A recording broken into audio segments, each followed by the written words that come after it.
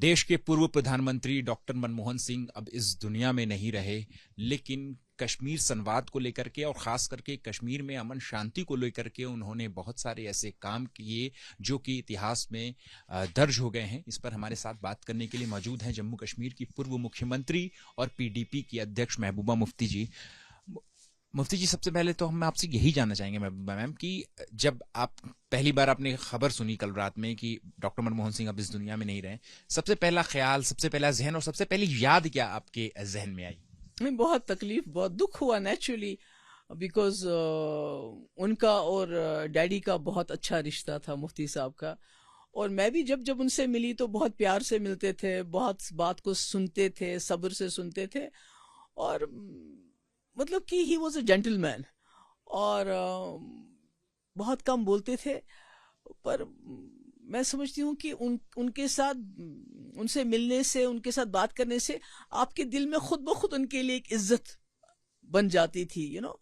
He it was कि आप एक आम इंसान से मिल रहे हैं, but at the same time ये इंसान बहुत खास है जिसने पूरे मुल्क की इकोनॉमी को इतना लिबरलाइजेशन में इतना लिबरलाइज किया कि आपकी जो न सिर्फ गरीबी से लोग ऊपर आए, बल्कि मिडिल क्लास इतना बढ़ गया है कि आज हिंदुस्तान की जो स्ट्रेंथ है वो यहाँ का मिडिल क्लास है।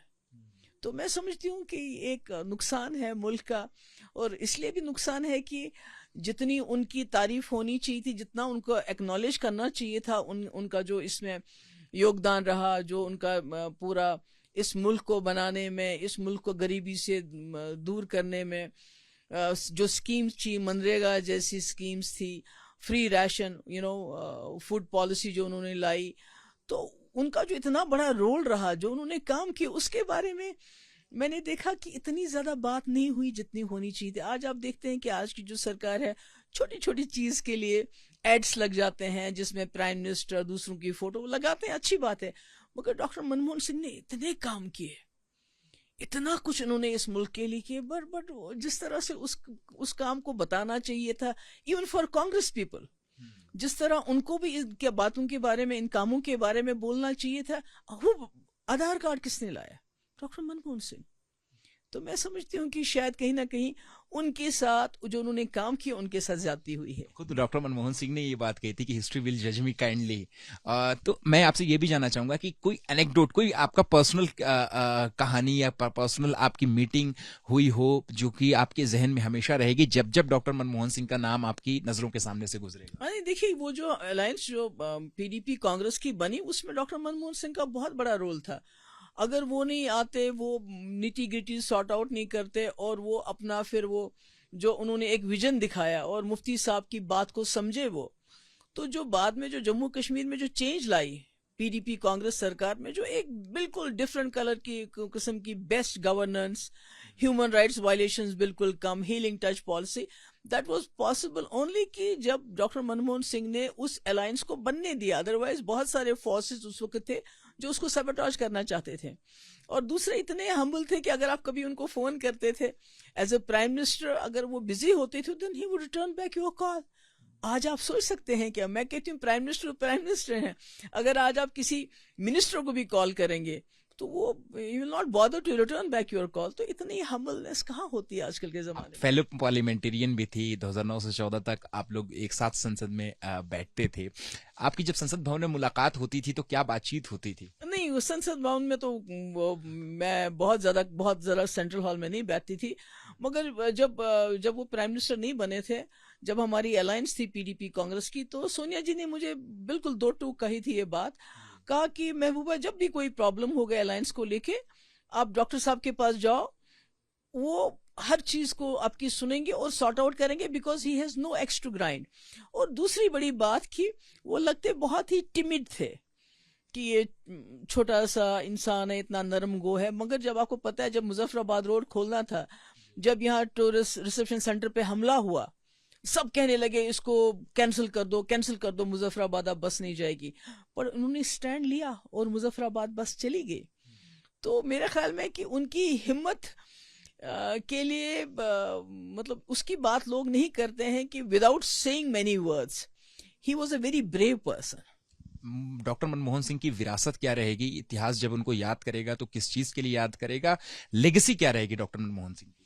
मेरे ख्याल में इनकी सबसे बड़ी लेगेसी जो उन्होंने पूरे मुल्क में इकोनॉमिक रिफॉर्म्स लाए, लिबरलाइजेशन किया पूरे मुल्क का, वो शिकंजे में हमारी इकोनॉमी बंद थी उसको आज़ाद कर दिया, इन्वेस्टमेंट के हवाले से, बाकी चीज़ों के हवाले से। और सबसे बड़ी बात जो उन्होंने गरीबों के लिए मनरेगा की स्कीम लाई, जो फूड पॉलिसी लाई, मतलब कानून लाए। ये नहीं कि आप आज ऐलान करते हो कहीं इलेक्शन में जी हाँ मुफ्त ये चीज देंगे, 2100 रुपए देंगे, कि नहीं, उन्होंने कानून बनाया, मनरेगा का कानून बना, तभी आज एनडीए की सरकार उसको बढ़ाती या घटाती है।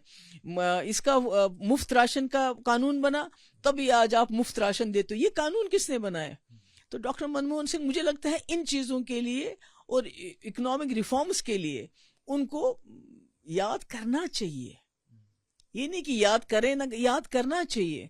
और मैं समझती हूँ कि उनको, उनके लिए किसी को ये बताने की जरूरत नहीं पड़नी चाहिए कि इनको भारत रत्न दिया जाए। मुझे लगता है खुद सरकार को सोचना चाहिए कि वो डिजर्व करते हैं। तो क्या क्या क्या उनके जिंदा रहते हुए ये पहल कर देनी चाहिए थी? पहले, बहुत पहले करना चाहिए था।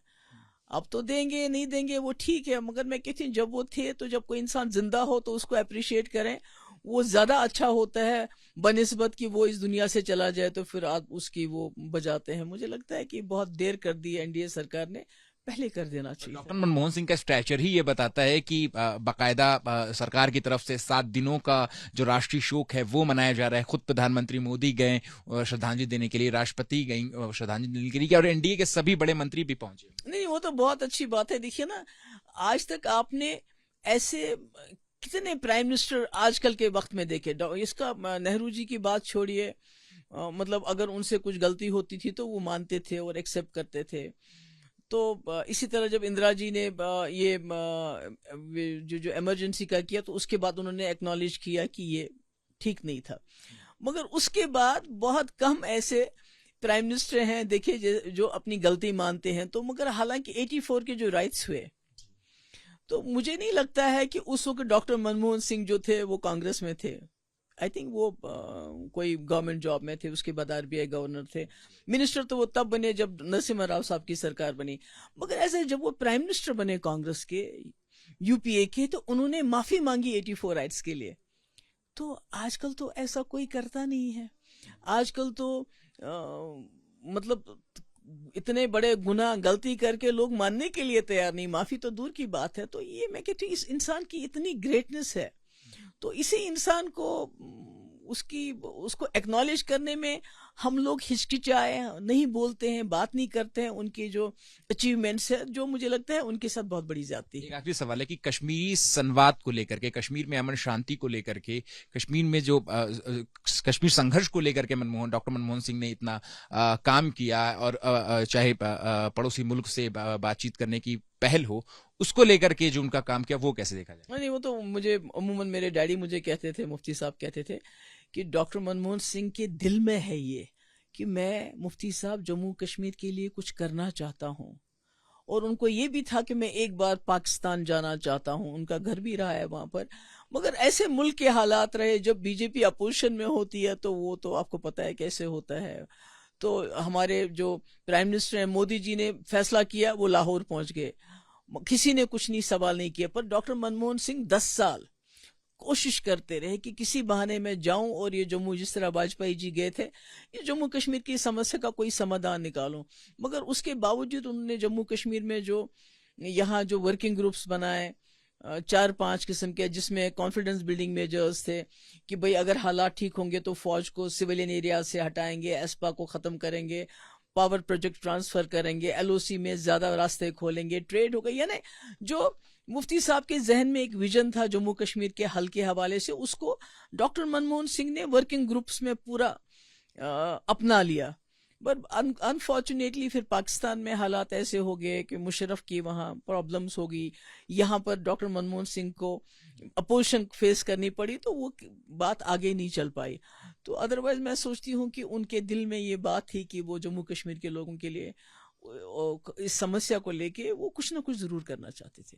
शुक्रिया बात करने के लिए। तो यह हैं पीटीपी अध्यक्ष महबूबा मुफ्ती, जिनका साफ तौर पे कहना है कि मनमोहन सिंह एक ऐसी शख्सियत थे जिनके लिए भारत रत्न की उपाधि देने का इंतजार नहीं करना चाहिए था, बल्कि वो एक ऐसी शख्सियत है जो कि अपने आप में एक भारत के रत्न थे।